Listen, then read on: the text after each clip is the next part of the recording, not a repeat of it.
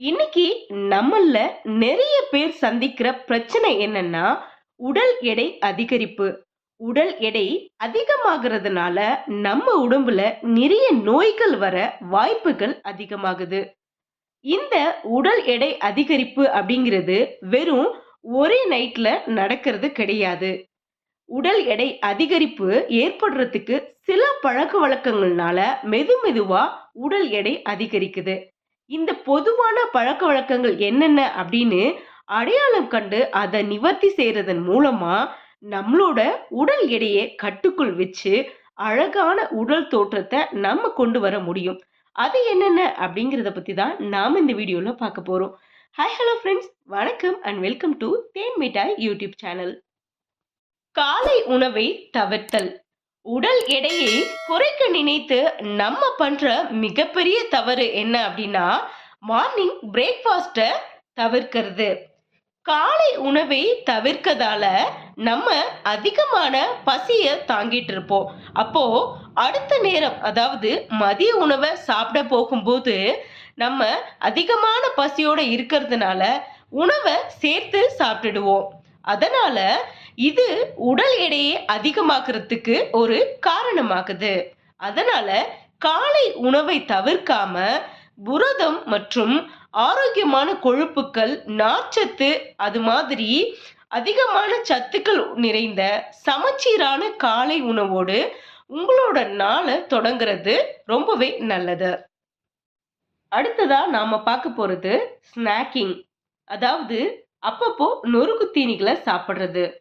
TV பார்க்கும்போது, சமூக ஊடகங்களில் ஸ்க்ரோல் செய்யும் போது அல்லது வேலை செய்யும் போது கவனம் இல்லாமல் சிற்றுண்டிகளை சாப்பிடுவது நீங்கள் உணர்ந்ததை விட அதிக கலோரிகளை உட்கொள்ள வழிவகுக்கும். இது கடுமையான உணவு முறைகளை பின்பற்றிய பிறகும் உடல் எடையை குறைப்பதை கடினமாக்குகிறது. விரைவாக சாப்பிடுதல். நீங்கள் அவசரமாக உணவு சாப்பிடும்போது உங்கள் மூளைக்கு உணவை சாப்பிட்ட முழுமையை பதிவு செய்ய போதுமான நேரம் இல்லை. இது அதிகப்படியான உணவை சாப்பிட காரணமாக அமைகிறது. இதனால் உடல் எடை இழப்பு நிறுத்தப்படும். நன்றாக உணவை ருசித்து மென்று நமது உமிழ்நீருடன் உணவை சேர்த்து உண்ணும் போது உணவின் சுவையை அனுபவிப்பதுடன் உடல் எடையை கட்டுக்குள் வைக்க முடியும். திரவ கலோரிகளை குறைத்து மதிப்பிடுதல்.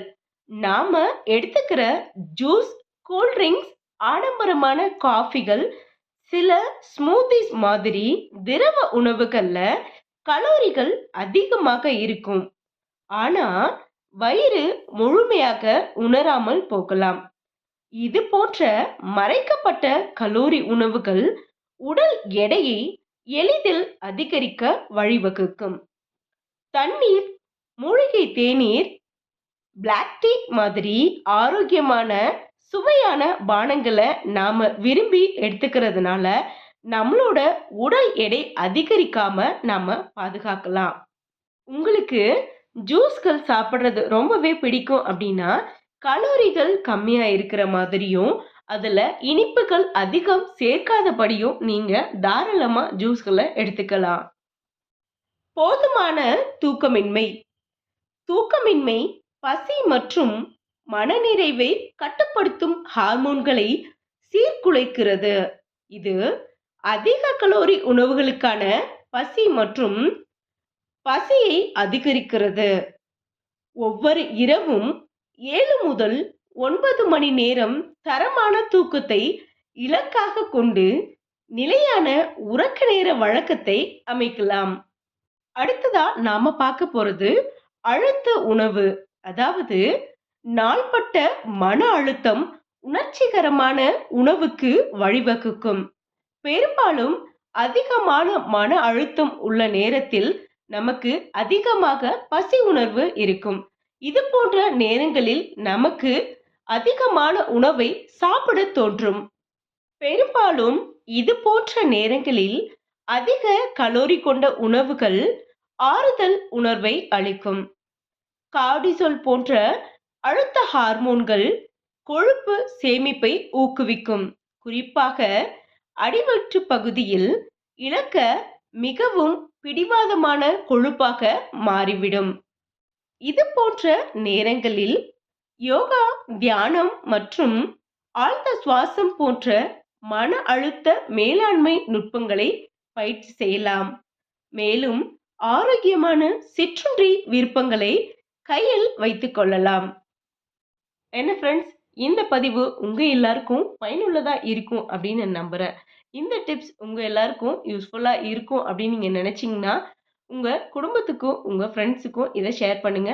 நம்ம சேனலை இது வரைக்கும் சப்ஸ்கிரைப் பண்ணல அப்படின்னா சப்ஸ்கிரைப் பண்ணுங்க. இந்த வீடியோவை லைக் பண்ணுங்க. மறுபடியும் ஒரு பயனுள்ள தகவலோட நான் உங்களை சந்திக்கிறேன்.